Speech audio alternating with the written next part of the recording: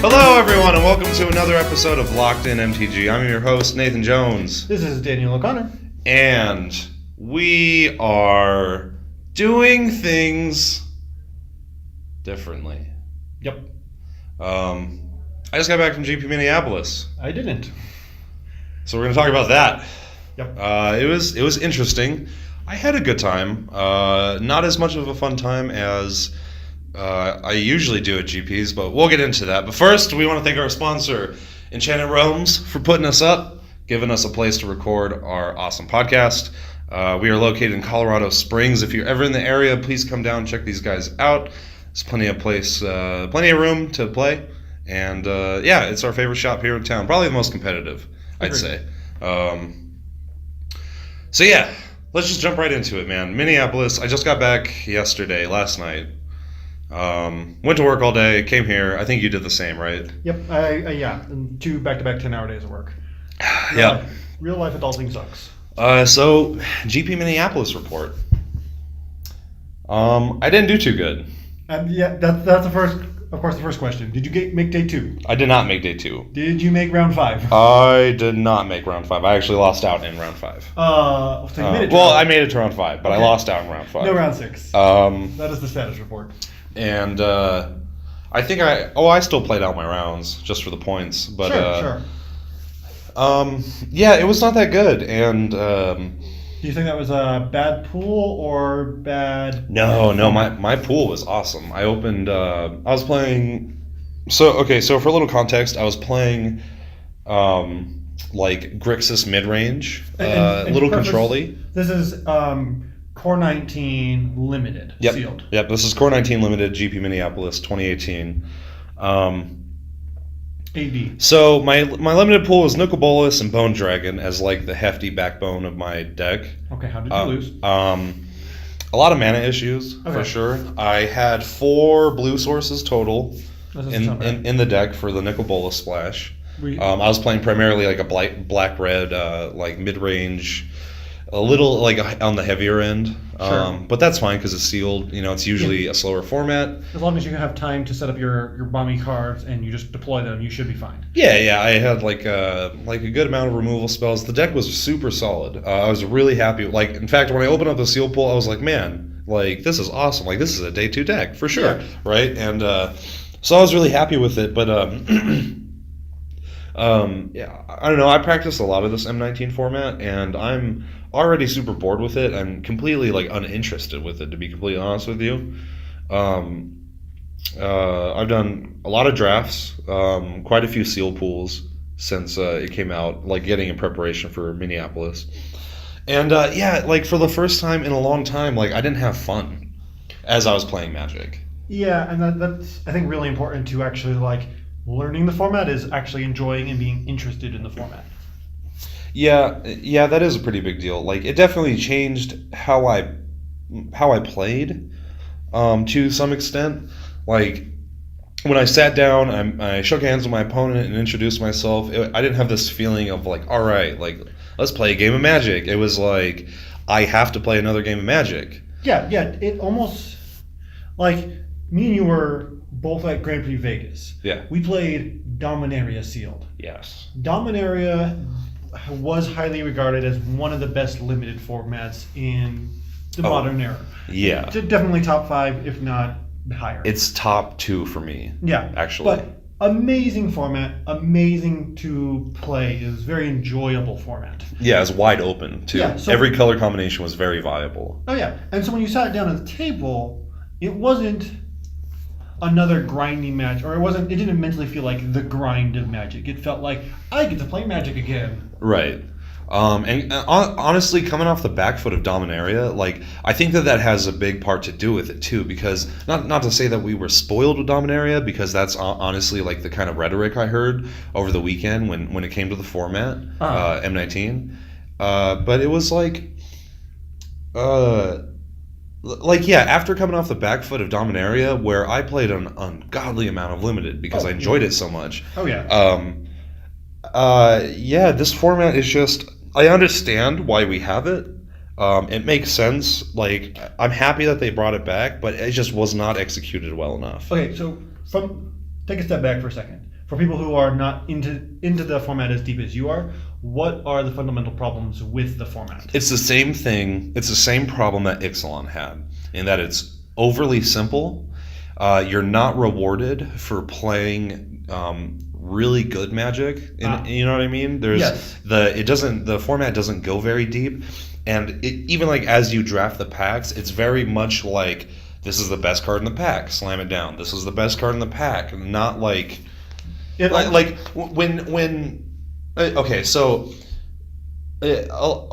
the weekend, all I could hear was people mumbling about how the format sucked. People were not happy with the format. I can't tell you how many times I was just walking past a table and I hear a group of players and they're just like, yeah, man, it's just the core set. Like it's not supposed to be good, or like. Yeah. Like this format just sucks. Like I heard people talking about it all weekend long in GP Minneapolis, and before I even went, I was already talking to you about how I didn't care for the format. Oh yeah, no, I was off this format I think week 2. Mm-hmm.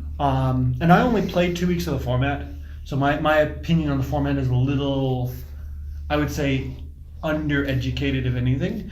But when I was playing the format, it felt like... But just like your gut feeling tells you that, like... It felt like it was boring unless you got a couple certain cards that were kind of cool. Like I got the War Leader was kind of a fun card. Right. But even then, it's just like, if... The reaction I had to the format was, it felt like you were playing very boring Magic, very simple cards. Some of them were cool, but most of them were pretty simple. But the feeling I kept having was this feeling of getting punked, if you were. Like, you're playing fair Magic, and my opponent drew a sleep, which I believe is a common, or it's an uncommon? It's an uncommon. It's an uncommon? Okay. It'd be crazy if it was a common. No, it felt like it. But it was like, they drew a sleep, they tap on all my stuff, I can't play Magic for 2 turns, they win. They play the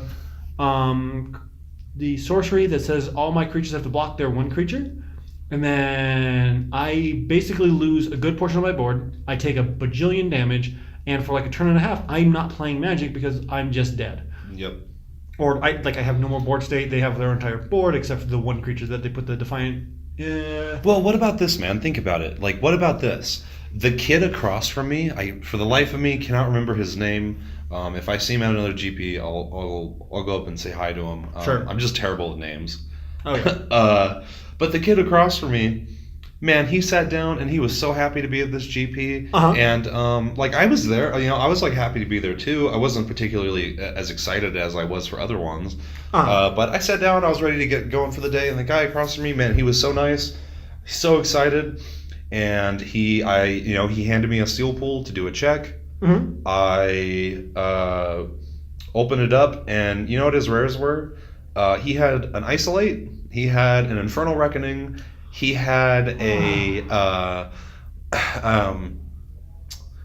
what is a little Pyromancer, the 2-drop Pyromancer, which I mean that thing's okay. It's not the worst rare in the world, but it's discard a card, or it can turn itself into a mini roast or whatever. Yeah, a little roast, and so he opened up Isolate, Demonic, or Infernal Reckoning. I think that's what it's called. And the black sorcery. The 1 mana black no, it's an instant. Removal spell. Exile a colorless creature, gain life equal to its whatever. Yeah. It's not good in this format. In fact, it only hits 2 things. And there's like a gargoyle that it hits. Okay, no, it hits 3 things. It hits a gargoyle, a scarecrow, and the 5-drop common. It's a 3/5, gets +2/+0 if you control a blue creature. It's like a colorless payoff for the blue artifact decks. 2 more. It hits the 7 mana 3/3 that when it enters the battlefield destroy thing. Right. And There's then that I thing. think it hits the colorless mirror that when you choose a color. Sure, yeah, but still, like you don't want to bring that card in for one specific target. I wouldn't bring it in for any of those cards. I don't care if my opponent's playing all those cards in their deck. Right. So it's like that's such So he opened up those cards. He opened up, and it was a third one that was just really bad. I forget what it was. Oh, it was Liliana's Contract. and which isn't the worst card in the world. It's a 5-mana draw 4, lose 4 life. That's right? not awful. I would Right, play that. but like in this format, you can't even trigger the second part of the limited card. Yeah, you can't trigger the part that makes it really cool to win the game. Yeah, it's just draw cards, and it's such a sorcery speed draw. But that's card. a problem, dude. Yeah, that's a problem when you have an alternate win condition in your limited environment and you can't even win with it. There's one demon in the format, or there's two, I think. There's Demon of Catastrophes. And that honestly, that might be it. Yeah, go ahead and look it up. But there's definitely Demon of Catastrophes, the 4-mana 6/6 sack a dude flyer. Yeah. Which is a fine card. Like you could play that in in this format all day long. Yeah, for sure. But yeah, like I just felt so bad for him, dude. And so this kid's demeanor went from being super excited to just play. that one. Yep, that's the only demon in the set. That's crazy. Anyway, that just seems like a mistake from like design perspective, especially because it's the core set. Like the whole reason they make core sets, at least according to them, is to be a simple set for new players. And when your new player sits down, I want to say he's probably not a new player, but he was a kid or whatever. He wasn't a new player, but he was a bit younger, maybe like 17 or something like that. Okay, so never mind. But it's like 16, 17. Still, from the perspective of a new player looks at that pool, they're not even excited. Nope. They're just like, okay, they got one demon, they got one cool card. No, they got the cool card of the demon's contract thing that they can't play with in that set. Right. They get 2 cards that are completely unplayable, and they get this like, okay, decent little cute rare that's like the discard to the Pyromancer. Yep. It's like nobody is really excited for that, especially not a new player. That's like negative excitement. I can tell you that this format, a lot of the sealed pools devolve into just a green commons deck. Yes. Because your pool is really terrible, and then you just have a decent curve of like 3-drop, 4-drop, 5-drop green creatures. So that's you just play what you play. a dude's deck because your bombs are awful. You just play a dude's deck, Right. and green is the best dude's deck. Some of the planeswalkers are almost unplayable in the set, dude. Liliana is, I think, literally unplayable. I had like 3 zombies I had a seal pool where it had Liliana in it. Yeah. And there was like 5 cards that reference zombies, but only one of them was an actual zombie. Like one of them, or 2 of them were when they die you make a zombie token. It's like that doesn't even work with Liliana. Right. So. Get this.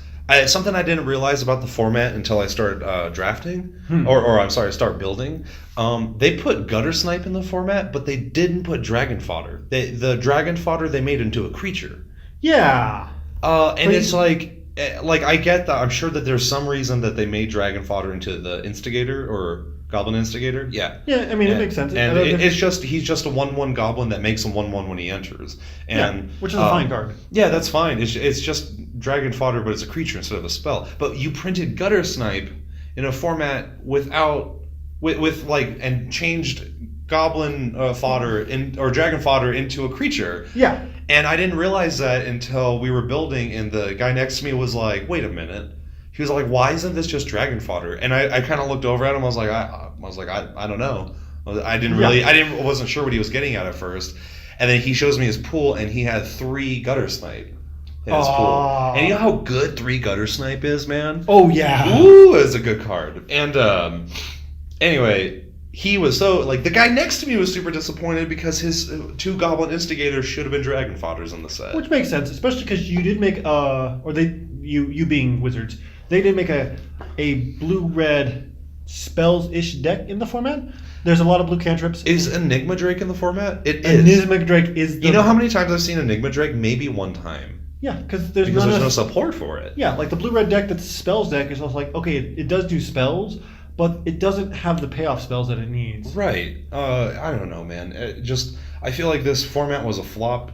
I feel like the set overall was a flop. I get that it's supposed to be more geared towards like newer players and kind of simple, like making it simple, but it's changed the format into this super generic, like it's just not deep at all. Like you need, like you know how many games I lost to just like a 5-mana 5/5, a Vigilant Baloth? Yeah, a lot. Which a lot. The problem is you had very boring effects, and you didn't have like a way to mix it up. Like your Yeah. rares aren't mixing it up. Your commons and uncommons aren't really doing anything. Yeah, the mechanics in the set don't interact with each other at all. At least in Ixalan, you had the tribal synergies, which were cool. Sure, yeah, you had a lot of tribal synergies. It wasn't deep enough to make it. But yeah, that was the problem with Ixalan. It was like stretched way too thin, especially in sealed. Yeah. The Ixalan sealed, I couldn't stand the format. No, because draft was cool. Draft was much better than the sealed format was, but yeah, because you could still play a deck with, or you could still draft a deck that was a synergy deck because you had whatever your first open what's the word I'm thinking of, tribe. It's like, okay, you could draft a tribal deck and it did some sure, yeah, you could. It wasn't the easiest thing to do, but yeah, it was just like at least that had a you could reliably get like 6 or 7 of your tribe. Yeah. In a draft, right? And that's fine. But at least it had something beyond dudes to do. Yeah, but sealed, man, like, that was a whole different... Anyway, yeah. Regardless, so yeah, dude, just over the whole weekend, like, I sat down and it really changed how I played the game, man. Like, I didn't enjoy the format at all, and I think, like, I really learned my lesson. If I ever go to another GP, especially a limited GP, because I really like those. Oh, yeah. And it's a format that I don't enjoy, and I'm still going for whatever reason, maybe just to go see friends. Like, the biggest reason I went to Minneapolis this weekend was to go see my old, like, Magic buddies from North Dakota. Sure. When I was living up there. Uh-huh. And, I got to hang out with them. Brian and Neil Stott and Brian Weber, both really good Magic players. Neil Stott actually got his first feature match this weekend. He got a round 1 feature match, won against his opponent. And nice. Yeah, that was a good start for his weekend, Neil had an incredible weekend. I'll touch on that in a little bit, but so he, yeah, I don't know. It definitely changed how I played, man, and I learned my lesson. Like, if I do go to another one of these limited formats, I think I'm just gonna stick to side events because. For the first time ever, I scrubbed out so hard in the main event that I spent all day Sunday doing side events. And I'm not sure. Did I even tell you what happened? I think we're gonna wrap around to it, but I believe you played a standard deck and kicked ass. I did. I went complete. Okay, so are we allowed to say that on this podcast? Yeah, that's fine. Okay, it's double a check. podcast. We can say whatever we want. I just wasn't. Yeah, whatever. Continue. So that's a word. So yeah, you played side events day 2. Okay, so to put it in context, I did not play any. I played maybe 3 total games of standard in the past 3 months. Sure. I've played beyond the PPTQ season that we were grinding out for those like 3 weeks. Yeah. I've played no standard at all for like 6 months. Basically, since rotation, there was a PPTQ we went to about a week or 2 weeks before the new set came out, and you haven't touched a standard card since. Okay, sure. So I scrubbed out real hard in the limited portion.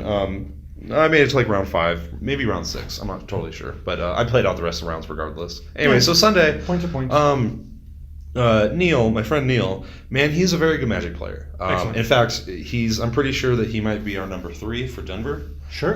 He's super good. We'll figure it out as it gets closer, but he hands me this deck, and I definitely want to talk about it today. Bant Approach. Oh boy, is that a deck. Let me tell you something, man. You haven't lived until you cast a turn 4 Fumigate. This deck, okay, so I'm familiar with Approach decks. I played Approach for like a year straight almost, it feels like. Yeah, I think I remember that. I jumped around a little bit here and there, but like the Approach decks were like the go-to deck for me. Yeah. I even played it. You were even for a while I was playing Jeskai. Yeah. Approach. And then Teferi came out, made Blue-White Approach a thing again, and was playing it for that for like the PPTQ season for most of it, and then so I was pretty familiar with kind of like how to pilot the deck. But the Bant version, man, let me tell you something. There was never a matchup all weekend long that I was playing with this card that I didn't feel like I had a chance to win the game. Like, like you're playing the slow, dirty blue-white deck, and mono red goes 1 drop, 1 drop, 1 drop, 2 drop, 1 drop against you. You know what I mean? Like, and you're just like, you're looking for the settle in hand and the Fumigate to back it up because you need both. Yes. Yeah, been there, done that. Okay. So I had red decks have those hands against me, and dude, I would just gift. Okay, so Gift of Paradise is like a time walk. Oh, yeah. Okay? So I know that sounds crazy, but when the red deck goes 1-drop into 1-drop, 1-drop, and they're like deal 1 and then deal 3, and then you're like gain 3, you time block them and ramp up a card. Yeah, and you also functionally, you time block the life that you didn't take. You time block the mana because you get to play a functional extra land. I mean, of course, they could play like a haste creature and bop you for a little bit more, but you still gain the 3, and then you untap with 5 mana. And let me tell you what you can do for 5 mana on turn 4 in this format. You can play Teferis. And untap your Gift of Paradise land? Oh, dude, let me tell you. So it goes deep. Let me tell you about this deck, dude. Okay. We're getting there. Okay, 5 drops. So for 5 mana, the deck is really predicated on a lot of 5 drops because Gift of Paradise is in the deck and it powers it out on turn 4. So the 5 drops, You don't play.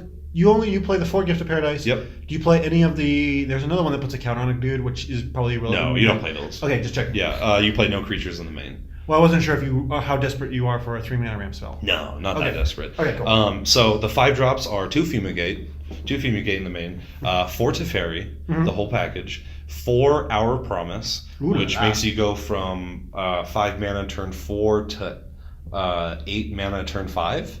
Hopefully with 2 dudes as well. Yeah, almost always. Yeah, almost always. In fact, I didn't cast a single one all weekend long and not get two zombies out of Hour of Promise. Nice. Just take the zombies to the sleeve of the card because you always get them. Yeah. Is there another 5 mana spell? I'm not sure, but that's the core. The core of the deck is Gift of Paradise, Hour of Promise, Teferi, Settle the Wreckage, 4 Settle the Wreckage, and that's like the core of the deck. The rest of it is kind of you craft it to the meta, right? It plays 3 cast down, or cast out rather. The white enchantment, 4 mana, flash, exile, whatever. It plays 4 Seal Away. Oh, that's part of the core of the package. Is 4 Seal Away. Because that also works with Teferi. Yeah. Yes. Dude, I just I had games where I was at 36 life against a red deck. And I'm just looking for approach to cast it. You're just like, you know what I mean? For the first time ever, I never felt like I was gonna get I don't know, dude. It hit a chord with me, and I absolutely fell in love with the deck. I went undefeated all day. I lost 1 game. I lost 1 game. Okay, so get this. I lost 1 game, and it was to turn 3. So he goes turn 1 Land of War Elves, turn 2 Thorn Lieutenant. Okay, check this out. He goes. Turn 3 Sarkhan's Sarkhan's Broken Seal or whatever. I think it's Unsealing. Sarkhan's Unsealing. I'm not sure what it is. It's a 4 mana enchantment in red that says when you cast a creature with 4, 5, or 6 power, deal 4 damage to any target, and if you cast a creature with 7 or more power, deal 4 damage to all creatures and planeswalkers opponent controls, right? I think it's each opponent and each something or other. Give me a second. Sarkhan's. Yeah, it hits everybody. So if you cast a creature with 7 mana, it deals 4 to your opponent, everything your opponent controls. Yeah, right? 4 damage to each opponent and each creature and planeswalker they control. Yeah, that's brutal. Okay, so check this out. So the guy goes turn 3 Sarkhan's Unsealing. Yeah. Turn 4 Sarkhan's Unsealing. Turn 5 Demanding Dragon. I have no creatures in play. So you take 5, 6, 7. You take 4, 8, 9, plus 10, 5. 11. Yeah, 13. Yep. On top of whatever you've taken from the Thorn Lieutenant. I'm sorry. I got that wrong. He went Unsealing, and then untapped, played a Glorybringer. Played a Glorybringer, dealt 8 to me, and then untapped, played a... Did he tap the Glorybringer? Huh? Did he tap with the door? Yeah, of course. So that's 12. Yeah, right. And then he untapped, played Desecrating Dragon. No, I'm sorry. Demanding Dragon. Demanding Dragon. Whoop. And then dealt 13 to me, and I was like, I lose. I don't. That's it was brutal, dude. So get this. So that's cool. At least. So the list I was playing has 1 Naturalize on the main board. Okay. It's like the spicy one of, and let me tell you how good that card is. You play the Naturalize and not the cycling one?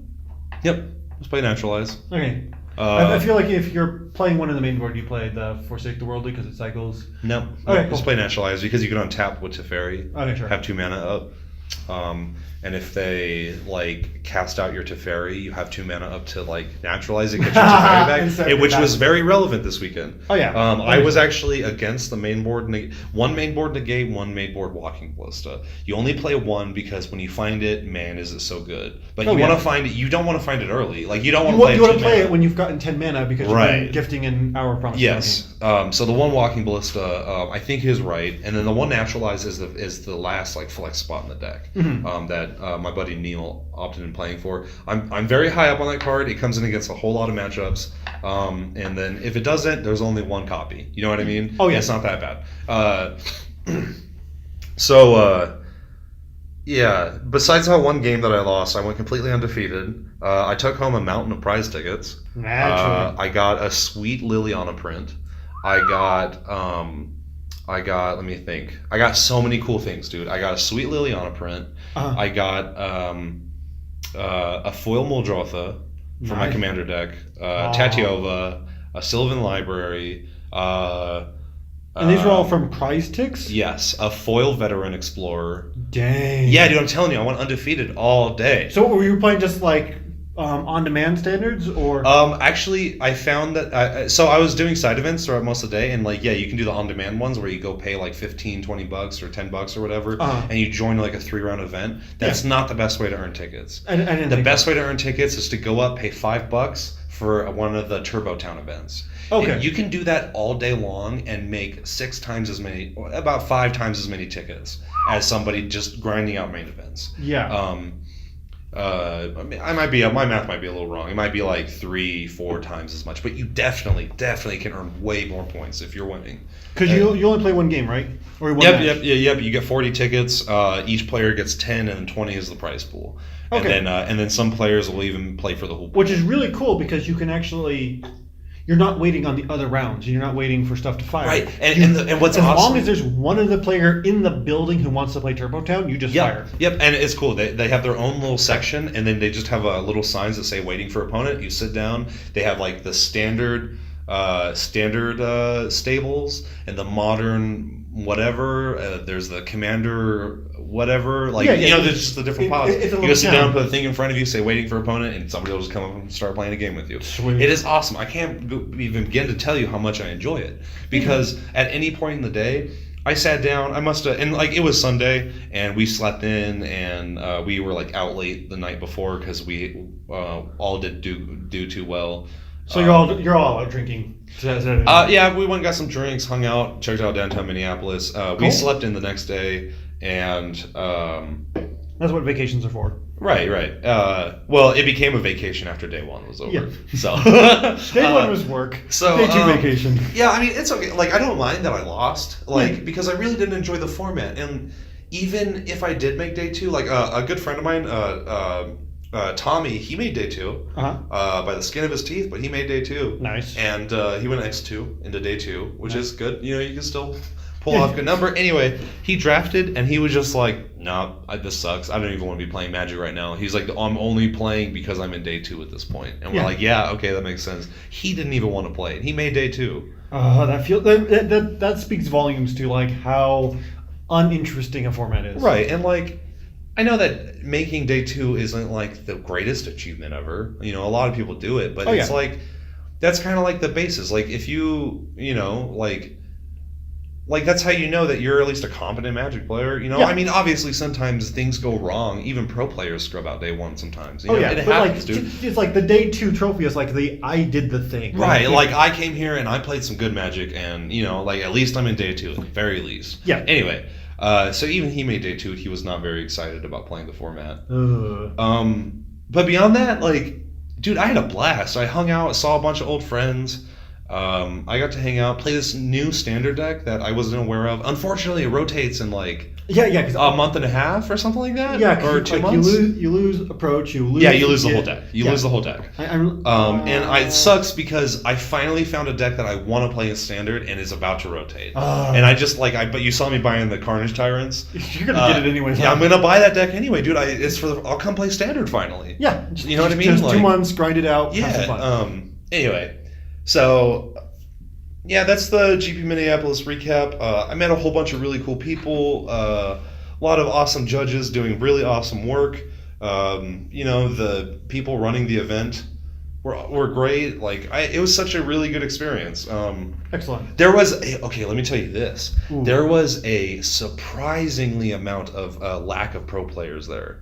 Interesting. It was surprising how very few the only pro players that were really there were people who were on the super hard grind. You know what I mean? Or fresh off of really big results. You know what I mean? Sure. Matt Nass was there off of his. Of course he's there, right? Yeah. He's on a run right now on GPs, and a lot of the more local to Minneapolis and that kind of the people who can drive. The people who can drive there in an afternoon or whatever. They were the kind of the pros that were there. But it was surprising how very few were there. Especially because this weekend is the Pro Tour. Right. Well, that's also part of it. But SCG Indy was going on this week. Yeah, and then there was something else this weekend, wasn't there? There was another Grand Prix on the other side of the world somewhere. Oh, okay. No offense to the other side of the world. I don't know. Yeah, I was way too busy with Minneapolis to even be paying attention to Twitch coverage, right? But the thing is, the Pro Tour is next week, and I understand a lot of pros won't go to constructed events the weekend before the Pro Tour because you don't want to give away all your secrets and testing results. But you're not giving away secrets by going to a limited event. Right. But they almost always do. They just go to them because it's kind of free testing for them. And the fact that they're not because it's whatever reason, probably just boring, or they've solved it already, or they just are not willing to put in the flight time to go get some extra testing result. It's really telling. And that's fair. But I think it's a testament to this format. Yeah, it's just nobody's interested in playing it. Don't get me wrong. There were pro players there. Islandfelt was there. What's his Wyatt Darby was there. Saw him running around. But no super A-list Magic pros were there. It felt like I saw Efro there. Oh, interesting. He comes out of Vegas. I saw. I don't know. It was just something that I particularly noticed. Interesting. So I don't know. I just kind of kept that in mind. Okay, well, if there's ever another format like this, and I go to that GP for side events because I really enjoy them now. Oh yeah. After how well I did today or this weekend, I'm gonna keep an eye out and kind of gauge how many. See if that really changes, if the number of professional players that show up. Yeah, I think it does. It wouldn't surprise me. Even content creators, man, they just have so few drafts. Oh yeah. Okay, for example, what was the streamer that had 30 something drafts online on YouTube videos, Twitch videos and stuff. Uh-huh. It was some streamer. I'm sorry, I'm so bad with names. I couldn't even tell you because I don't watch enough. And then the same streamer had 12 of core set. You know what I mean? And it's that, man, that goes. I don't know. Obviously I don't like the format. I don't want to dwell on it forever, but that's just kind of the takeaway. You know what I mean? It's just the limited format is boring. Yeah, it is, and I really hope things turn around with Ravnica because we got the limited team limited event coming up. Oh yeah. And I absolutely love limited, and so I just hope that things kind of turn around. I get why the format's not the best. It's very simple. It doesn't reward very knowledgeable and skilled Magic. Yeah. It rewards good drafting. It rewards good drafting to the extent that your deck is consistent. Yeah. And that's what it feels like. That's what your payoff. It's just it almost feels like that's your payoff for drafting really well in this format. Yeah.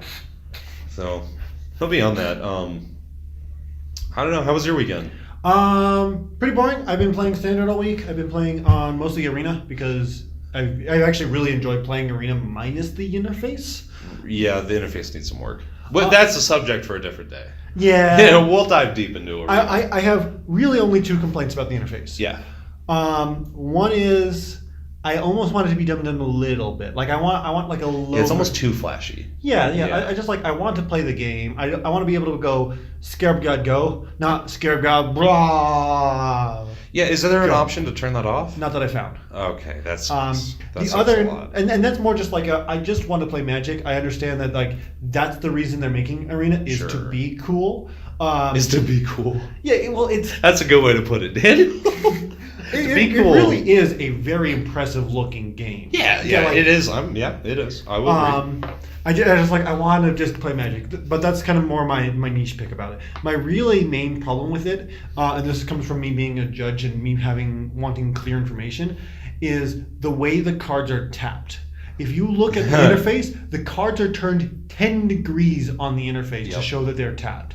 And while it's fine on the game, when you see a new player sit down and they start tapping their lands at 10 degrees, it's just like that's going to cause so many problems if anybody starts on Arena, which is a great place to start players playing because most of it's automated. It's very easy to just flip through games without feeling particularly judged, or like you could just sit there and flip through games on Arena. Like I started playing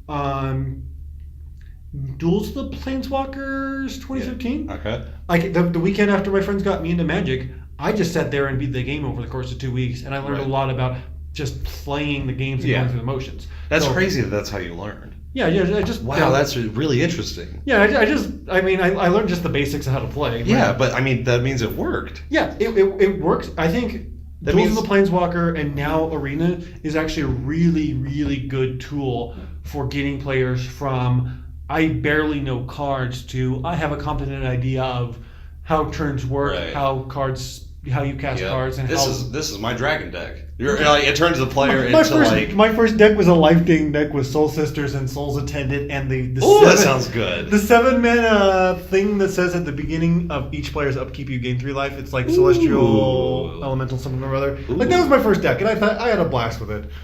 But yeah, like having the thing not tap the lands and tap the things all the way is completely irking, especially as a judge who's like, I want to make sure that the game state is always clear properly represented. Yeah. I don't want any ambiguity. I'm the one kind of person who like I have a full set of every token, legal and standard. Yeah. So that I can never not have the tokens properly, because among the things that infuriates me is people who use dice for tokens, especially when their deck makes a lot of tokens. Yeah. It's just like, you knew this was a thing coming into the game. You knew your deck is making multiple kinds of tokens.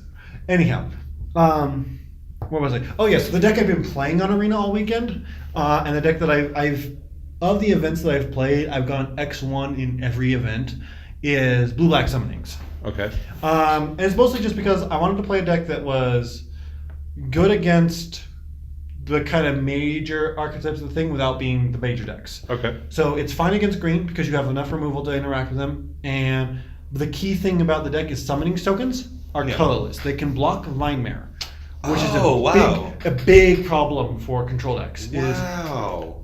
The black... Yeah, Vine-Mare. Dude, the printing of Vine-Mare is what solidified me not playing control anymore. Yeah, because... Like counter spells, like disallow, things like that. You have to counter that spell, or you have to figure out how to get a summoning and a token online fast. Because otherwise you just can't. Yeah. Because the thing is, before Vine-Mare, your answer to green was Death Touch creatures. You had a bunch of little black Death Touch creatures in Gifted Aetherborn and Ganti. Yeah. So you were able to say, okay, I have either chump blockers that have Death Touch or blockers that are blocking profitably against them, which can also, the Gifted Aetherborns were also good against red, kinda. They weren't great against red, but they were good enough against red that you were happy to sideboard them in. Yep. Problem is with the printing of Vine-Mare, it completely invalidates both of those cards. Right. Because now you can't block, and they're not doing their job, and like now they're okay against the other big problem with that deck, which was Carnage Tyrant. Yep. They were fine against Carnage, right? You didn't worry about that too much because you only took, I believe, 2 once you calculated in the trample and the lifelink. Yeah, I didn't realize the impact of Vine-Mare until it was played against me, and I was like, oh. Yeah, you basically have to play... I take 5? Oh, I take 5 more. Oh, I take 5 more. Oh, I lose. Like, and when they curve out... I was like, Gifted Aetherborn. Scarab God. Oh, wait a minute. It's either that or Torrential, because Torrential is big enough to block it and not black. And not die, yeah. You know what's really obnoxious? Scarab God tokens are black. They are black, yes. They are very black. Yes, I realized that was the moment. Yeah. I realized that I was playing the bad deck in the matchup. White sweepers or non-black. I've gone back to like white decks now. Like, especially with this approach deck, dude, I can't. Yeah. You need to play it. Like, you need to watch me play it. I'll bring it Friday. Dude, you'll be blown away by how consistent it is. I only had one game all weekend where I fumbled. And Are you going to be here for tomorrow night's standard win a box for Enchanted Realms? How much is the entry? It's like 10. Yeah, sure, I'll be Yeah, here. it's not bad. Like if I get off work early. Yeah, Sure, I'll come play. And it all goes back into the price. Hear that, people? I'm going to be playing Enchanted Realms, so y'all can come down and play with us. Yep. Come see his new deck in action. So yeah. But the other thing about the deck was you're not worried about red. You have enough removal spells, and you're playing the lifelink removal spells in black to be able to basically trade one for them long enough like to pad your life total. Yeah. Yeah. You're fine against red. Black red is almost easy because they're slow enough that they can't really threaten you. Yeah. Or they're not pressuring you fast enough that you can't stabilize, and then you're not scared of their discard cards. Yeah. You could keep up with your Argos Bloodfast out of the board, and every card in the deck does the same thing. Okay, let me back up and tell you how the deck actually works. 3 summonings, 3 Gear Hulk, 22 lands. Okay. A bunch of cantrip spells. You're playing like 3 Anticipate, 3 Censor, 3 Supreme Will. Awesome. Oh yeah. I feel like there were some ops in some of the early versions of the deck, but they just got cut because you had just plenty. And I think 2 Search for Escantos. You could see all the cards in your deck pretty nicely to the point where you just flow through your deck real nicely. You find your removal spells, and then you're also playing black, so you have all the great removal spells. Yeah. So you're not scared of black decks like you would be if you're playing a control deck because all your cards do the same thing.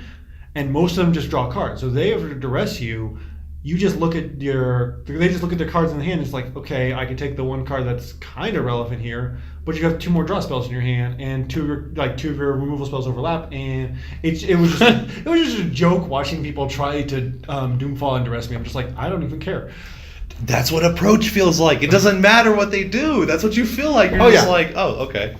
Like, you can do that. Let me tell you, the red-black matchup in particular, you brought that up. I laughed my ass off at that matchup. They tried, that poor guy. He was trying so hard, and he was taking it so serious. And I was just like, seal away your Hazoret. And he's like, okay, top deck a Hazoret. I'll seal away that Hazoret. Oh. And like, I had a string where like it was 3 seal aways for 3 turns in a row off his haste creatures. He went Hazoret, Glorybringer. Oh, that's awful. And then he played a Phoenix. I let him bot me with the Phoenix. And he played a second Phoenix. Let him bot me with the Phoenix again, and then he attacked with both, and I settled. Oh, yeah. And he scooped. Yeah. Because at that point, you're also padding your life to the point where you could take a bop or 2 and set yourself up. Oh, I love it when a control deck is in a position where you can afford to take some damage so you can set yourself up for the card advantage. Oh, fingers. yeah. And, like, people, like, man, let me tell you, a lot of players, like, just your general player will be like, oh, he let me attack him for 4. He doesn't have it. You know what I mean? Yeah. Like that's one thing as a control player you kind of realize is like you can bait your opponent. Like, oh yeah. Like, oh yeah, it's interesting. It's a very dynamic matchup. But anyway, blueback summonings. That deck sounds awesome. I want to play Karn in that deck. Just because he can make giant dudes with something. It's definitely an option. I mean, obviously, probably not that great considering you probably just want spells. It's not too bad. I mean, it definitely has a out of the sideboard. Out of the sideboard, you definitely want a variety of threats to keep them on the back foot. Because if they just bring in their naturalized effects or their you're just gonna lose. Yeah, because ironically, it's an enchantment and an artifact. Yes. Win conditions. Yeah. So you want like an extra planeswalker. It plays the Aganti, a Vizier, and a Scarab God out of the sideboard, which are all really fun cards. It plays an Argos Bloodfast. I think sometimes 2 in the sideboard.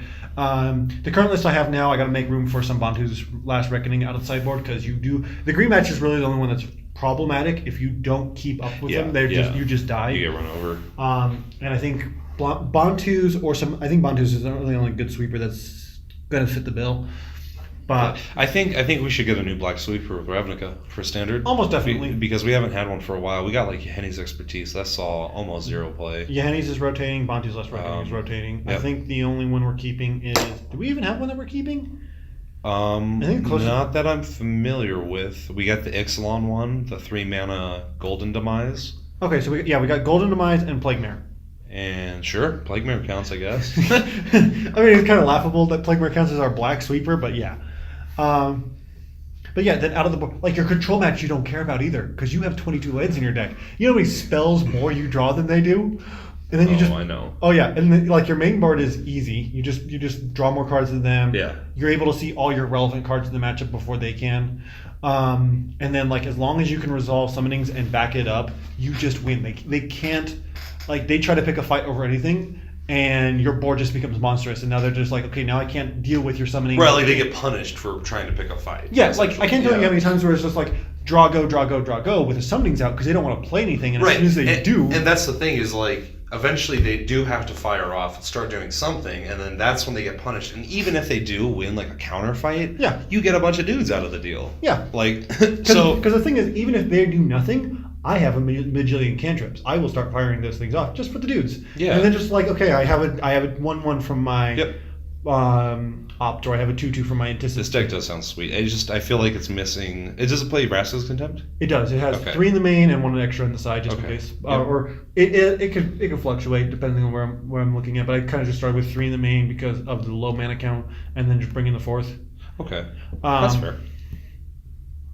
But yeah, no, it's super smooth. I thought about bringing it over to Grixis just to see, because it gives you the red removal spells, which are even cheaper, and the Magma Sprays help against the red matchups for Scrap Heap Scrounger. Yeah. I don't think if I do that, then I have to bump it up to like 23 or 24 lands to be able to accommodate hitting land drops of various colors. But right now, I'm like super happy with it on blue-black. That seems about your pace, Daniel. Yes. Playing a blue-black deck. Blue-black. Hey, I got a question for you real quick. There's a little confusion over the weekend about what houses are going to be represented in Guilds of Ravnica. It is Dimir and Izzet, right? Yes. Okay, together? Yeah, it should be... It's Dimir, Izzet... Boros, Selesnya, and Golgari should Boros, be Selesnya, Golgari. The Guilds of Ravnica sets. Or guilds. Wow. Yeah. Wow. We're going to get a new Ralzarek. Did you know that? I saw a leak of... There is? Of... Is it okay for us to talk about leaks? I don't know. We're new to this whole Magic podcast thing. I don't know if that's okay. The last thing I want to do is get shut down before we start. I know, right? No, we love to be sponsored by Wizards. Please. We weren't talking about leaks. But no, there's a whole set. I think it was like some kind of like Chinese mall or something like that, right? Oh, no, I didn't see that. There was a pile of just like the artwork for... Yeah. Okay, good. Yeah, I know exactly what there's one of like Karn holding some kind of artifact that looks like an apple almost. It's just, the resolution's really blurry, but he's holding some kind of artifact, and there's like the mage rings on Vryn behind him. What's the other art? There's one of Ralzarek and clearly in Ravnica. Oh yeah. A brand new art that we've never seen, and it is very much like a Planeswalker, like the art for Planeswalker card. Oh yeah. Let me see if I can go back and find those. I don't even remember where they got. I'm sure it's quite a ways back. But, yeah. But yeah, and then what was the other one? We had a Jace. I am super excited for Jace, because I don't know if you've been paying attention to the story. I haven't. Yes. Okay. To an extent, but yes, I do know that he's essentially heading back to Ravnica, and he's like, oh god, like I haven't been back in way too long. I wonder what's happening. Well, the thing is, apparently he had a lot of his memories locked away with. After he found Alheimer. He had another batch of his memories locked away after he lost to Bolus. Yes. And when he got to Ixalan, he did something, I don't know exactly what. He fell off of a waterfall. And got all his memories back. Bumped his noggin. He got all his memories back. Like a damn movie from the 70s, 60s or 70s. Like. Oh, yeah. But he got all his memories back. So he should be like... That's cool. Mind Sculptor plus pre-Alheimer. It's just so what does that mean? It's going to be so good, Daniel. I can't wait. I almost want like a 7-drop Jace that just like straight wins the game. Just like put Bolus on the backfield. Don't say that. -4. Take an extra turn after that. What? Okay. But anyhow, I did find it. We have Karn is just kind of holding a thing. With the rings of Vryn. Are they the rings of Vryn? They absolutely are. Okay. Yep. We have a Tamiyo. New Tamiyo, and it looks like okay, so people are saying that this is Innistrad, and I argue that no, this is Ravnica, because look at the roofs. They're not. Yeah. We got a moon in the background, but all the roofs do not look like. Yeah, they're like rounded edges, and it's not the classic Gothic shingled roofs. They're small. What is the land that has 1/1 counters? I forget what it's called. Pendleton? No, not Pendleton. I can't believe I don't Gavany know. Township. Gavany Township. There we go. If you look at the roofs for Gavany Township, that gives you a pretty good idea what the roofs look like in Innistrad, generally, for the most part. And those are not the same buildings. There's a new Elspeth. Elspeth, and she's got like a black-green background in the art. Well, she's in Nyx. Oh, yeah. And she's freaking holding the thing that, what's his name? The green-red guy.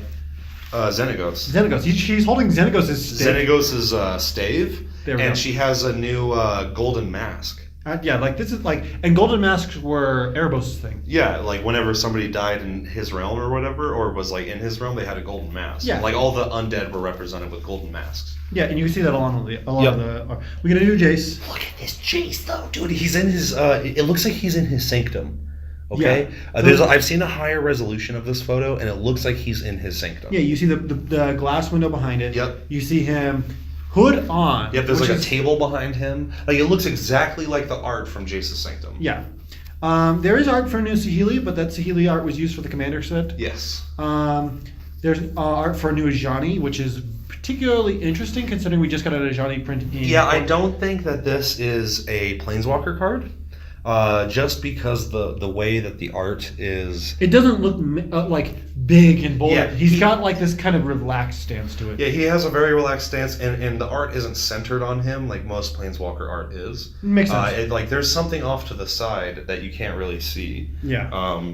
And we'll upload all these photos. There's the Rouse Rec. We'll upload all these photos, and they'll be in the description below, so you guys can... Can we do that, or are we going to... Yeah. There's just an imager? There's an imager file that we can... or a link that I'll send. We can definitely link it. Yeah. And that's about it. And there's a new Rouse Rec, clearly in Ravnica also. Oh, yeah. If you look, the spires of the Rouse Rec art are almost the same spires from the Tameo art. Yeah. See the rounded roofs at the bottom and things like that. So yeah, I'm pretty sure that I think something major, I think a big chunk of the story is going to take place in one of the main cities of Ravnica. Yeah. Where a lot of the story takes place in the Izzet place. Oh yeah. Or whatever it's called. I mean, that's all just speculation. I don't know, to be But completely honest the with you. biggest thing is, the first set we're going to get is going to very heavily focus on Izzet and Dimir. Yeah. And Nicol Bolas is legal in Standard right now. Right. It's like, we get Nicol Bolas, we still get Vraska's Contempt, we got a lot of these cool cards to go with our Grixis deck. I'm going to be so happy. I mean, yeah, of course. I mean, it's all just speculation. But yeah, I'm sure that at some point, there's going to be, after rotation, there's going to be some crazy strong Grixis deck in some fashion. Most likely mid-range if we have such a powerful 4-drop after rotation. But after rotation, man, it's going to be the Wild West. It just depends on how Ravnica looks coming out. Because Dominaria is incredible, and a lot more of those cards need to see play in Standard. Oh yeah, there's so many cards that just don't see play in both Rivals and Ixalan. Right. Rivals, Ixalan, and Dominaria. It's just they're just being held back because of powerful Kaladesh and Almakhet cards. Yeah. Yep, that's what it feels like. Yeah, no, super excited for that. Anything else? You got our notes? Go back to that. So I'm really excited for what's coming up soon. I don't know, man. This format really taught me a lot. Or this GP weekend really taught me a lot. Just as a not all GPs are created equally kind of thing. Oh yeah, for sure. And evaluating the what's the right word? Evaluating the value-ish of a GP before you go into it is I think critical. Just knowing what you're getting yourself into.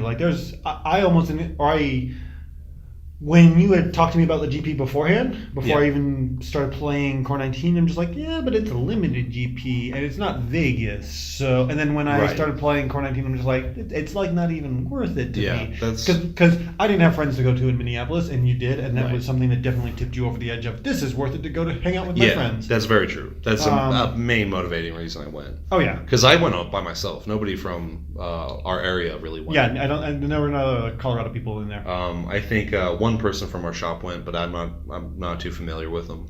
I'm not really sure who it is, but somebody, the owners had told me that somebody had gone, and I just never really played with them. Maybe we played different formats or something. Yeah, here at Enchanted Realms, we do have 2 or 3 people who are regularly qualified for the Pro Tour. Yeah. And so it wouldn't surprise me if they went because they just do. Yep. So yeah, that's exciting. Eventually, we got to get those guys in here. Sit down and yeah. talk to them about their Pro Tour experience. Yeah, Because we have people going like this weekend, don't we? To the Pro Tour? Yeah, I believe so. We have at least one. I forget his name. Yeah. Real cool guy. I was actually there when he won his invite. Nice. Yeah, it was up in Denver. They were playing Team Unified. Oh yeah, Really yeah. cool guy. Yeah, we'll get him in here eventually. We'll sit down and talk to him. Yeah. But yeah, I learned that like when you're not having fun playing Magic, regardless of whether it's like a poor format like this, like how I feel this one is, or maybe you're burnt out playing Magic, or maybe things are going on in your life that are distracting you, or it could be any number of things. But when you're not having fun playing Magic, you are so much more prone to tilt. Yeah.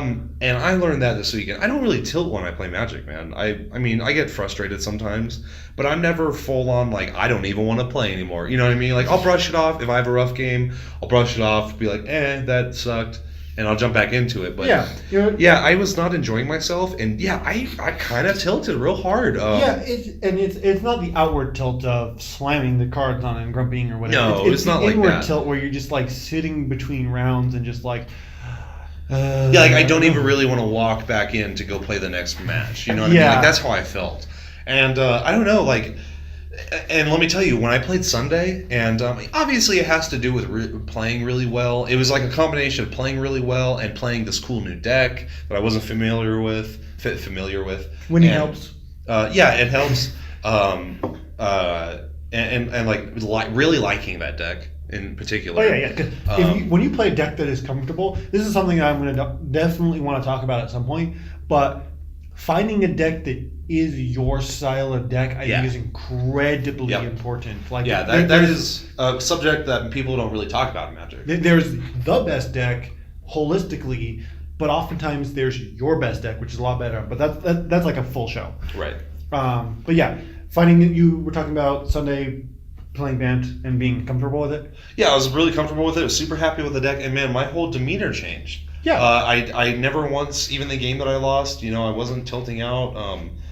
I don't. To be fair, you also lost in a really spectacular manner. Like I will never complain when I lose in just a cool spectacular manner. Yeah.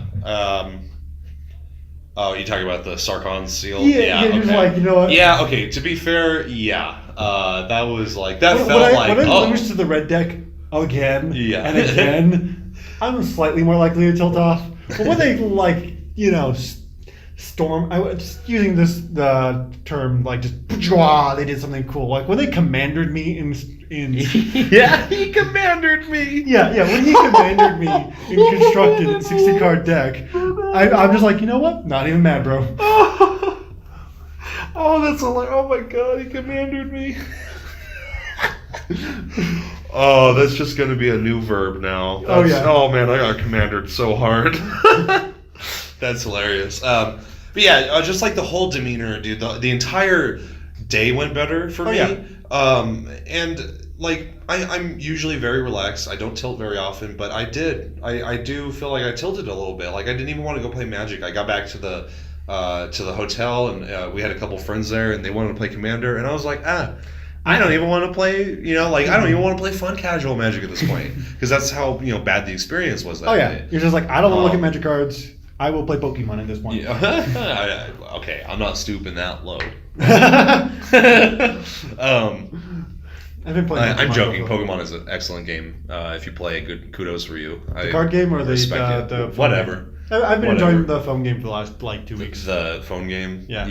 I really like the older Game Boy Advanced Game Boy versions of Pokemon. I never got into those. I was always really fascinated with the numbering system and the evolution system. I was just like, oh, this is really impressive, and I really like that, but I never got into the actual playing the game. I got way into it playing Pokemon. I guess we're going to do a little sidetrack right now. When I was playing Pokemon, I got super, super into it during the Gold and Silver era.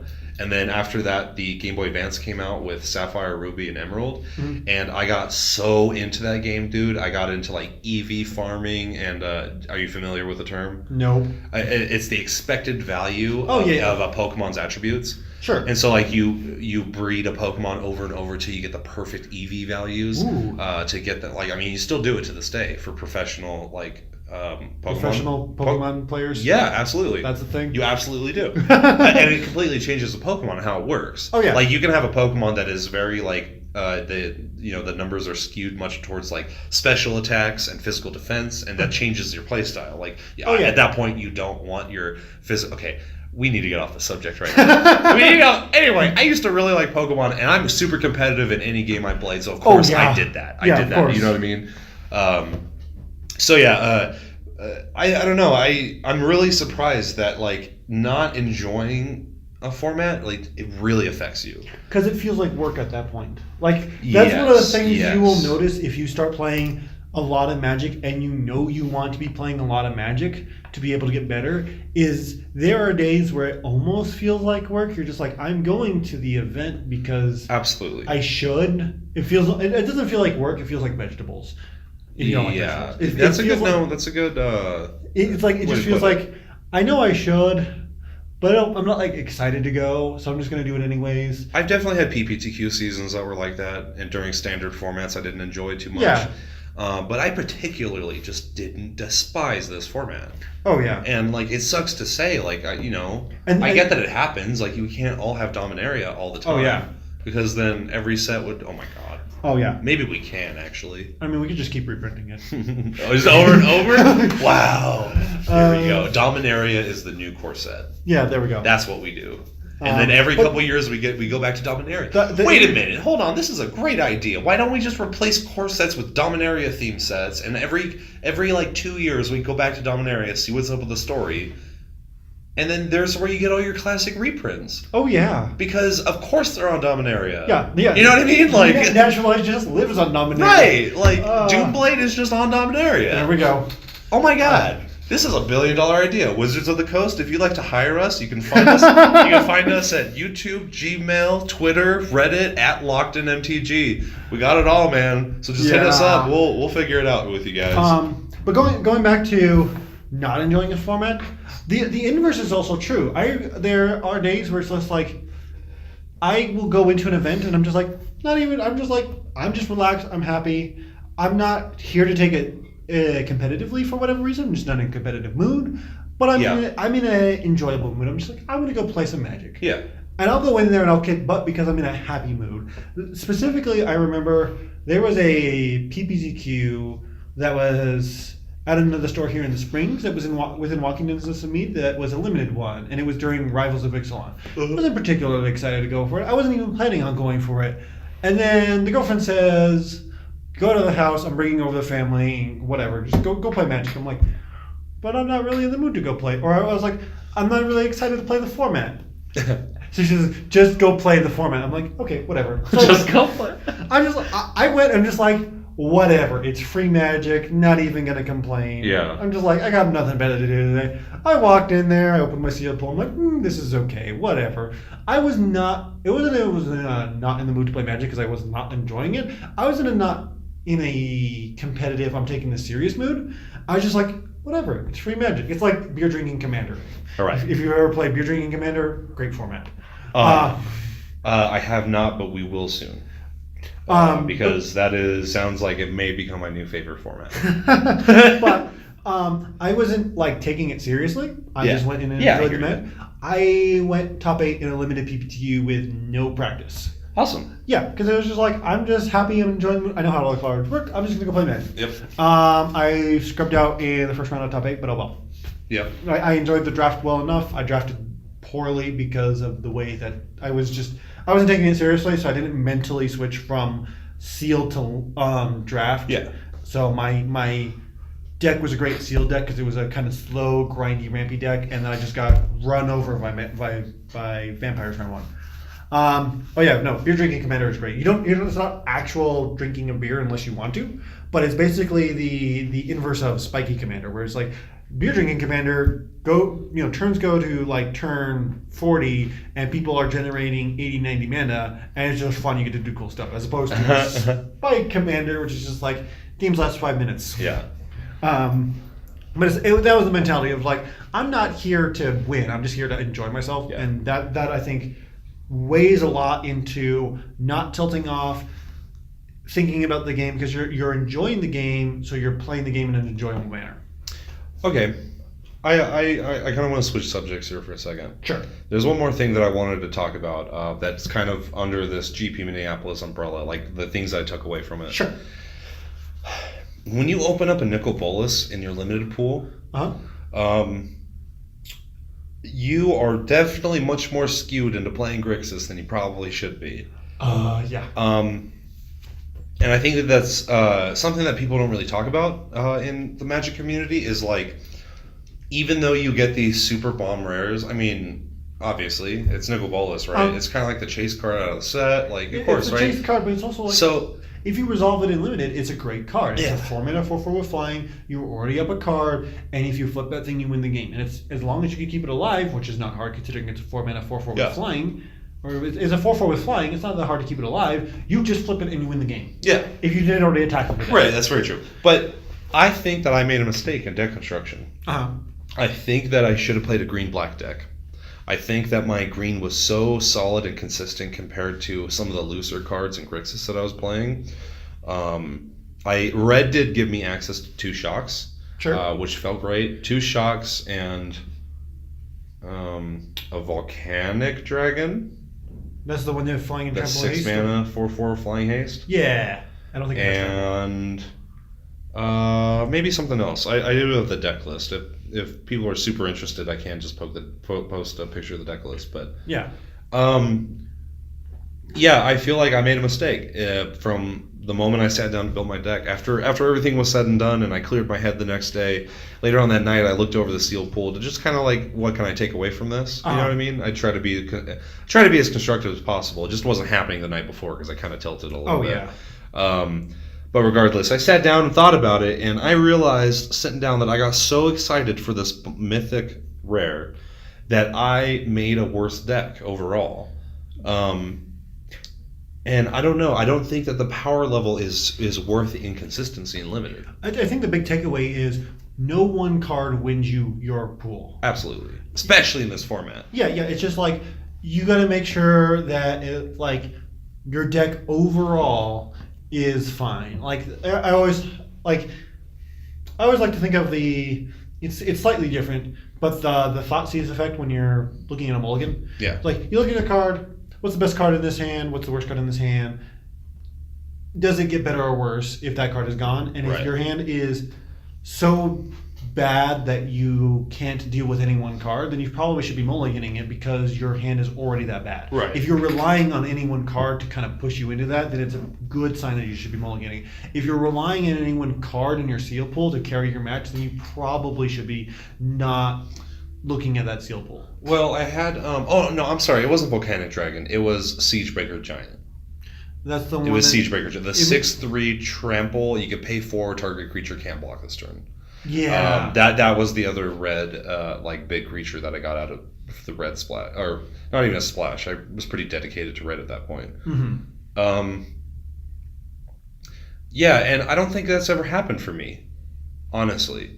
Where you just completely... Where I kind of just throw an entire color to the side and be like, slam, I'm playing this Nicol Bolas, and then regretting it later.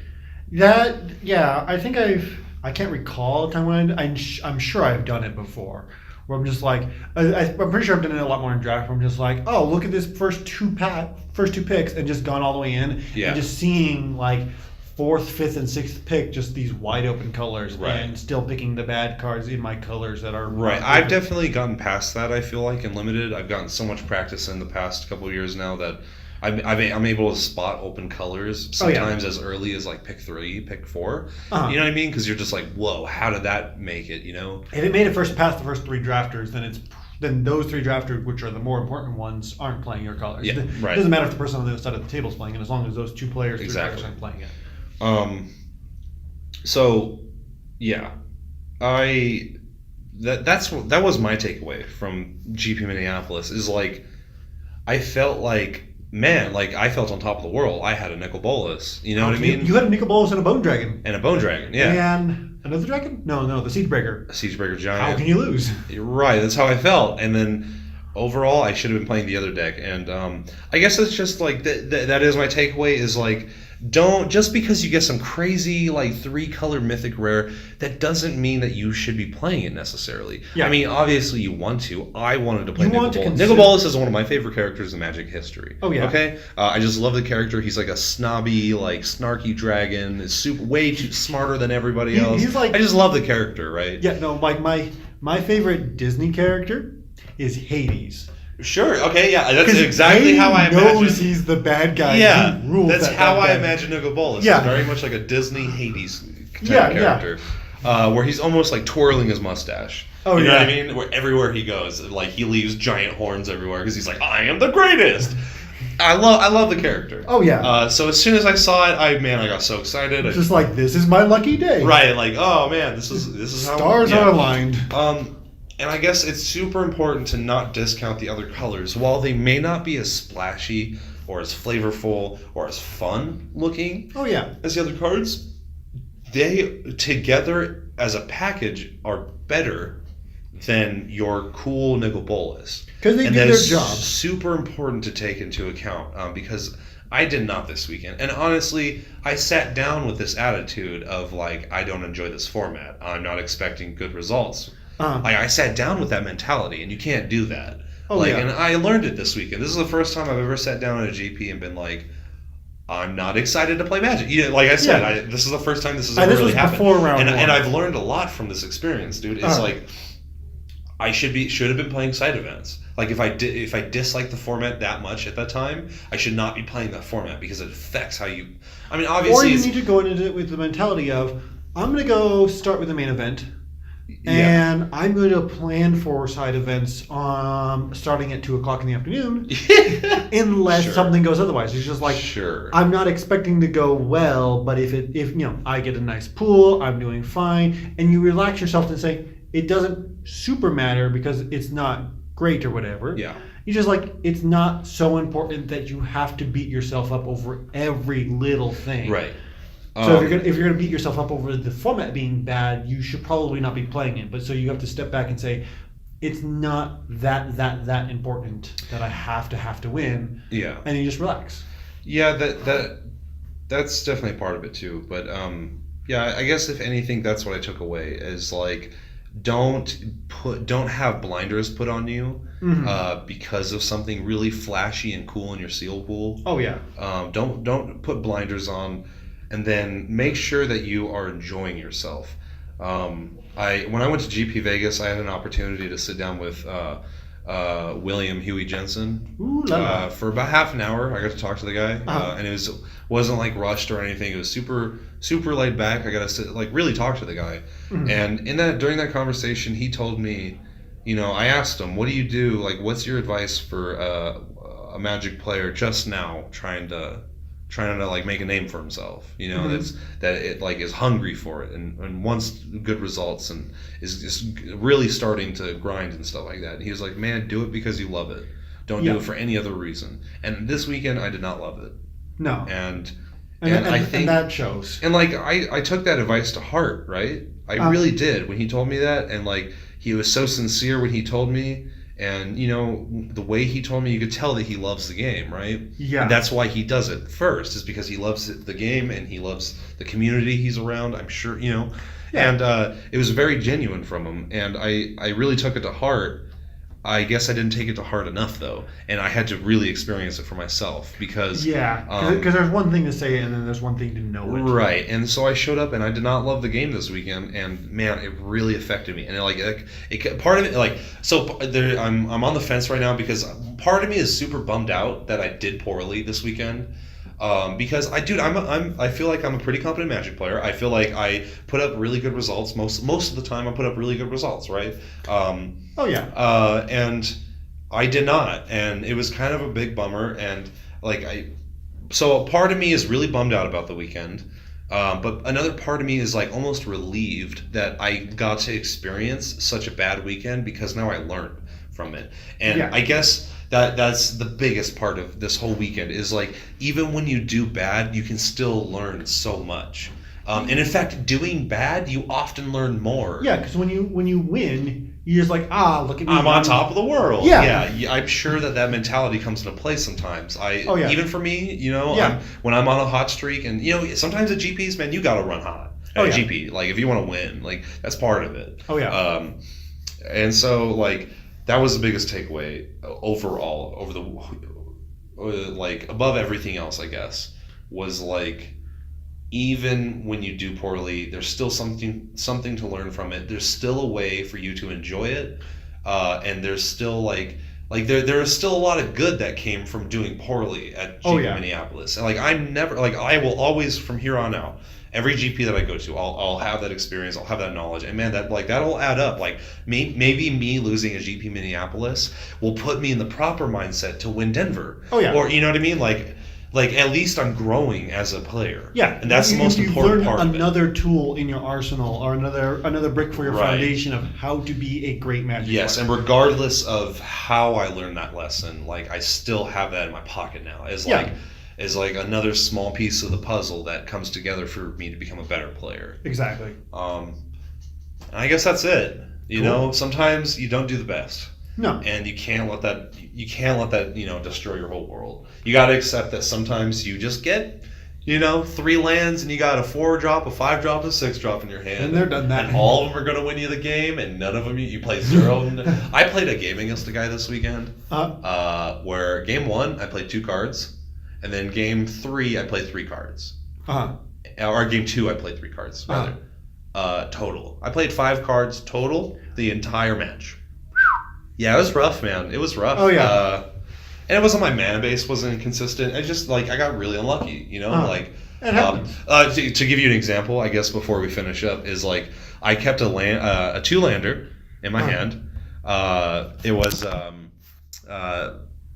Swamp Mountain, and then I had a Tormenting Voice in my hand with a Reassembling Skeleton to discard. I was like, ooh, it's a good hand, right? I was very excited about this hand. So I was like, it's snap keep. 10-card opening hand. So yeah, dude, really. And so like turn 1, turn 2, Tormenting Voice, no lands. Untap, draw, no land. I went, okay. Well, get my Reassembling Skeleton back. Pass the turn. Top deck, no land. All the cards in my hand cost 3. What do? You cry. You lose the game. There is some argument to be said about, you just try to set up what's the worst 3-drop in your hand. You can play it out. You do your best. Yeah. But you just you do your best, and sometimes that's not enough. Right. And I think that is an incredibly important lesson for you to learn in any aspect of life. Is you always take a step. You sit down and you say, what's the best thing I could do right now? Yeah. If that results in poorly, then you don't beat yourself up over it, because you made the right decision with all the information you had available, and if it backfires, oh well, you did the right thing. Yep. And if you continue to put yourself into this mindset of looking at what you can do, making sure you're doing the right thing, and reevaluating what you're doing as the right thing each time, then you're not going to get beat up over. You're not going to beat yourself over making the wrong mistakes. You're not going to say, you're not going to, what am I trying to say? You're not going to sit down and say, oh, this ended poorly, I made the wrong or I made a mistake, and change something where you were doing something right. I think that it's a lesson that Magic players tend to learn, but it's a lesson they don't tend to apply in their real lives, I've noticed. Does that make sense? Yeah. Yeah, that's fair. But anyhow, back to your it's end of the story, I looked at the top 19 cards of my library. There was no 3rd land anywhere in the top 19 cards. What can you do? I lost that game. Yeah. And then I lost the match because and then the other one that I had lost was me and this guy, young gentleman, I can't remember his name because that's just what I'm about. I'm terrible with names. I don't think I beyond double checking it at the start of the match, I don't ever remember my opponent's name. And then sitting down and being like, you're the guy? I'm the other guy. All right. But yeah, we played three really long games. We got to the point where game 1, he was down to the last 7 cards in his library. And the mill plan was super real at that point. You know what I mean? But it didn't come to that. I ended up winning. He won game 2. And then game 3, I have the win on board. I'm at like 7 life. Okay. 6 or 7 life. I have the win on board. He needs an answer. Banefire. fucking Banefire. Banefire he had 7 cards in his library. I didn't see the Banefire. Game 2, he beat me, didn't see the Banefire. And they were all such long games. And then the worst part was, it was at the end of, it was like the round, time was almost up in the round. And I had all my friends around me watching. And he just goes, oh, Banefire you for 9. And I'm like, no, it happened. And I was like, you had that. Yeah, you had that card. This is a feeling of getting punked, not by your opponent. Yeah, that is exactly. Not by your opponent, because your opponent just did what they did. Right. Like, just the whole format sets you up for, like, this, and, like, all those other effects. It's just like, look at that, I just won. So, oops. Oh, well. Whatever, man. Whatever. Yeah. It was a good time. Had fun. Oh, yeah. And, I think that's about it for GP Minneapolis. How about you, man? Not much more. Kind of just a regular weekend. Oh yeah, just Nothing a regular crazy. grinding week. Nothing fancy. Before we get out of here, I want to know: was there anything notable from SCG Indy? I was so busy, I couldn't. I still haven't had time. I got back, went to bed. I haven't taken a peek of anything so far. I did play in the PPQ this weekend. Oh yeah, how'd that go? Not great. It was a modern PPQ. I forgot What'd you play? Gracious Death Shadow. Okay. Again, what was your matchups? I played round 1. I played against Counter's Company. Okay. It's not the best matchup. It's not bad. Like, I don't think I've lost to my win rate against Counter Company in general is pretty good because you just kill all their stuff because you have plenty. Right. Yeah, as long as you're keeping an eye on the combo, you keep an eye out for the combo, try to disrupt it, and your creatures just outclass their creatures and just turn them sideways. Like you don't usually die to the beatdown plan as long as you can keep the combo off the table. But I didn't see enough removal spells in my match, and I just got run over. I went 1-2 in that one. Round 2, I go against humans, and I just get completely blown out. He goes, turn 2, the Kites of Freebooter into Meddling Mage, my Snapcaster Mage, and I'm just like, well, I can't do anything now. Oh, God. Okay, so we both had pretty rough weekends then. And then round 3, I play against Tribal Gideons. Okay, don't even tell me about this match. Because I don't care. Well, I lost anyway. Yeah, I don't care. I don't want to know. I just don't give me that information. You're gonna put Tribal Gideons in my head, and that's just all. We had a Tribal Gideon episode a few months back when Saffron Olive, MTG Goldfish did his I think he streamed it or something. He just made a YouTube video. And that deck popped up everywhere, and it was just causing nightmares for me, dude. I don't even want to hear about getting in trouble. Well, I had the win on board, and I played it out. I had the win on board basically in a turn and a half because he's drawing not much. I'm also drawing not much, but I have a Liliana. The Last Hope? No, other one. Of the Veil. Okay. So I'm just I'm plussing it. I'm playing out my card. I'm plussing it. Whatever. I have a Snapcaster. I'm turning it sideways. Top deck, a Gurmag Angler. Sweet. I have 9 lands or whatever. Yeah. I just play out the Gurmag Angler. I was at 4 life for a lot of this. At one point, I have to fetch to get my I think 7th land to play the Gurmag Angler or whatever because he also has a Rest in Peace on the battlefield. Okay. So whatever. Fetch. Go down to 3. Play my Gurmag Angler. I have an Angler and a Snapcaster and a Lily on the battlefield. Top deck's freaking Shalai. He does? He does. Oh, wow. 3/4. I can't target him with Lily to make him sacrifice his creature because his creature says I can't target him. Oh, wow. Oh, man. And he was at just enough life that I couldn't swing into him and force him to sack. I think it was at 7 or whatever. Right. So I swing in, he blocks the Snapcaster, goes down to 2. And I top deck a land, so I can't do anything about it. So he just kills me on the backswing. But I wasn't too worried about it because, like I said, oops, I went to a modern GP or modern PPQ. Right. I don't think you've really been putting in modern practice lately. I haven't been. I think I played a couple times last week. Yeah. I had been kind of poking together the idea of the deck, but I hadn't sleeved it up. But literally that morning, I got up. It was Saturday. I did some chores. I got some stuff done.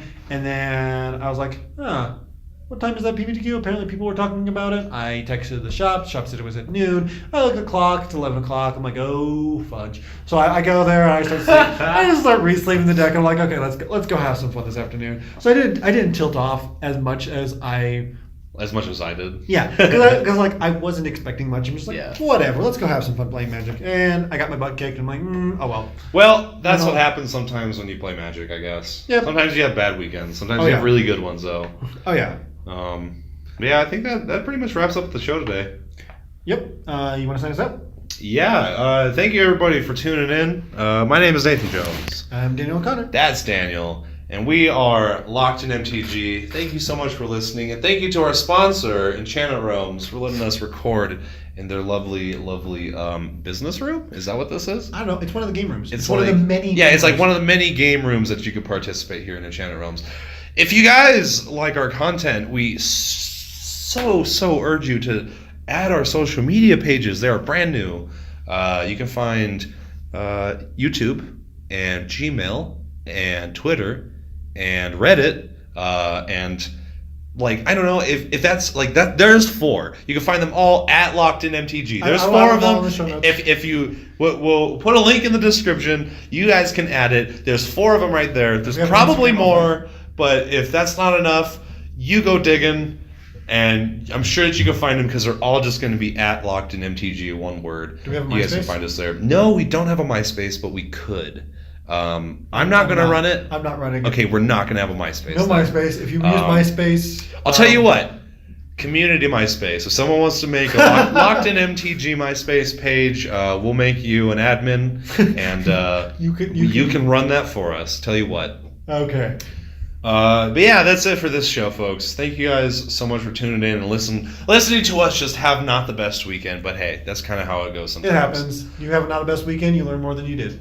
Yeah, I probably learned a lot more this weekend than I did a whole lot of other weekends where I did really good. Oh yeah. So that's it for us, folks. Thank you all so much for listening, and we will be back next week. You want to be back next week? I'll be back next week. Okay, we'll come back next week and we'll talk about some more Magic stuff and That's what we do. yeah, man. Later, y'all.